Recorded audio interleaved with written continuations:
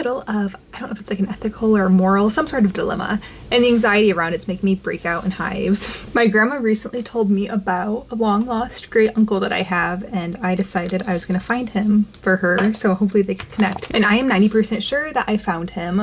I just need a little more verification, but that's where the dilemma comes in. I've been chatting with him and it lines up with everything my grandma was telling, except for the birthplace, which my grandma was like in high school when this baby was born. I could see it's close enough that it could have just been like a mix-up. But the man I have been chatting with only has his birth mom's name. He doesn't know who the father was. And because of my collection of vintage yearbooks, I've been able to send him all sorts of pictures of his mom when she was young, which has been kind of cool. Luckily, she was a very involved student, so there's a lot to send. The dilemma I'm running into now, though, to determine if this man is actually my great uncle or if this is just like a series of coincidences that put him in my path, I feel like I need to reach out to his birth mom's family to see if they have any information. And while I have his blessing to do so, I don't want to cause any burden on her family. She passed away this spring, unfortunately, so I can't talk to her directly, and her husband passed away a few years ago, so that means reaching out to one of her kids. My dilemma here, though, is she had this baby when she was very young and then married a man who was an incredibly religious man. I read his obituary, and he was like,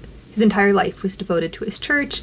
And where I grew up, like the older generation, the church people, like they carry a lot of shame. So I could see a world where she never told any of them about this baby because it happened before they were together. I would feel, I guess, anxious about introducing new information to them about their mom that they've gone a lifetime without knowing. I already wrote the message I wanted to send. She had a lot of kids, but one of them works at the university that I went to, so I said, oh, I'd probably email her because there's like that common thread there at least. But then I'm like, I can't send it. But I told this potential uncle that I would be sending it. It's been a big conundrum. I'd love to get this information from my grandma, but I don't want to ruin anyone else's perception of people, you know? But I've been working on this in silence since like July, and now I'm so close to answers, but I don't. It's a tricky situation. Maybe it's not. Maybe you guys are gonna tell me I'm overthinking it, hopefully, but I feel like you're gonna be like, no, that's kind of tricky. Like, tread lightly.